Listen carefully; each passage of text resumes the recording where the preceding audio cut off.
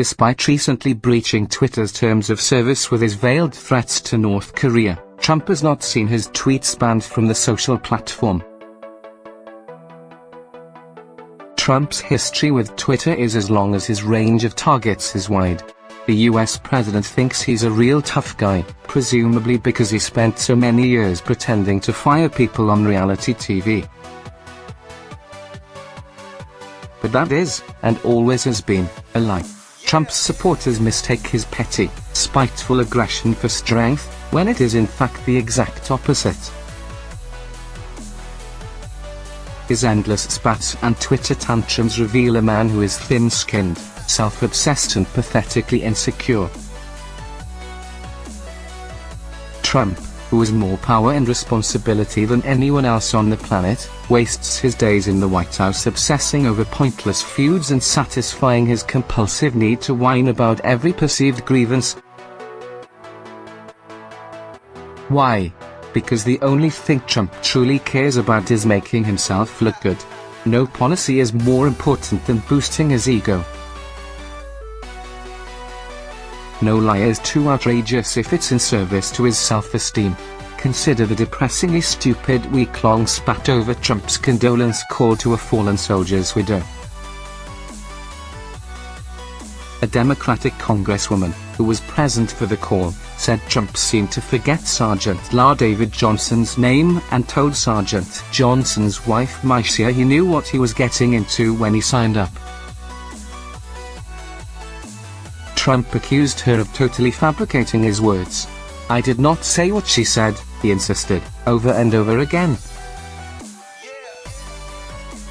Well, Ms. Johnson herself later confirmed the congresswoman's account. So unless you're prepared to impugn the motives of a grieving widow, it is clear that Trump was lying.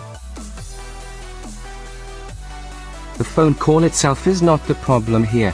We all occasionally stumble over our words or blurt out the wrong thing, and that's without the immense pressure of speaking to a tearful spouse.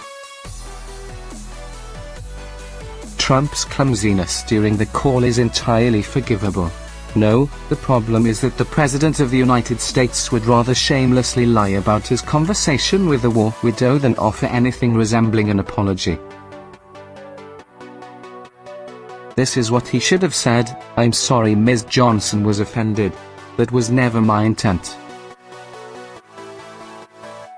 I honor her husband's sacrifice and wish her the best as she grieves for him. The nation grieves with her." That would have ended the controversy, but of course, Trump was never going to say it. Even now he continues to imply that Ms. Johnson is the one lying, despite a car full of witnesses contradicting him, because he is pathologically incapable of admitting to a mistake. This isn't the kind of arrogance you usually see in politics. If you want an example of an arrogant president, look at Barack Obama, who genuinely believed he could change the world by making a few pretty speeches. Trump is different. His ego is gigantic, yes, but it's also pathetically fragile. That is why he has such an overwhelming impulse to get back at anyone who criticizes him. At the start of October, you may recall, he came under fire for jetting off on a golf trip while the mayor of Puerto Rico's biggest city, San Juan, pleaded for more help dealing with the devastating aftermath of 2 hurricanes. "I will do what I never thought I was going to do, begging anyone that can hear us to save us from dying.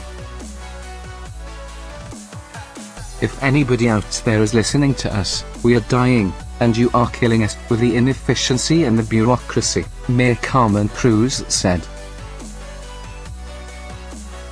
A normal person would have asked whether he really could do more, or at the very least, empathized with Ms. Cruz over her desperate situation. But while she slept in a shelter because her house had been wrecked, and waded through floodwaters trying to help survivors, Trump mocked her from the comfort of his golf club in New Jersey. The mayor of San Juan, who was very complimentary only a few days ago, has now been told by Democrats that you must be nasty to Trump, he said. Such poor leadership ability by the mayor of San Juan, and others in Puerto Rico, who are not able to get their workers to help. They want everything to be done for them when it should be a community effort. Puerto Rico is a US territory. So just to be clear, that was the President of the United States attacking American disaster victims for wanting his help. In Trump's mind, he was the victim. He always is. When his words offend a grieving widow, he's the victim. When the media quotes him word for word and he doesn't like how it sounds, he's the victim. When he fails to convince Congress to do what he wants, he's the victim. This week he was attacking the Mueller investigation again, because when someone tries to find out why on earth he fired the FBI director and lied about his motive, he's the victim. Maddening hypocrisy has always been at the core of Trump's political brand. The guy who scammed poor Americans so he could live in a penthouse made of gold and marble somehow anointed himself the champion of the white working class. Trump repeatedly wailed on Obama for taking too many golf chips when he should have been working, and has spent a quarter of his own days in office playing golf. He accused the Clintons of being corrupt, and has used his presidency to funnel millions of dollars into his own businesses. He constantly, shamelessly lies, and spent years spreading the ridiculous conspiracy theory that Obama was not an American citizen, but has the gall to label any facts that make him look bad fake news. But no Trumpian hypocrisy is more infuriating than the people who called Obama a narcissist because he used the word "I" too much. Yes, really, that was a thing, now fawning over a man whose defining character trait is a compulsive need to make everything about himself. Trump's fragile narcissism has corrupted his movement. There is only one condition for membership of the Trump personality cult: absolute loyalty. You must praise everything he says and does. If you criticize him, no matter how impeccably conservative your credentials, you're labeled a leftist, a Republican in name only, a traitor.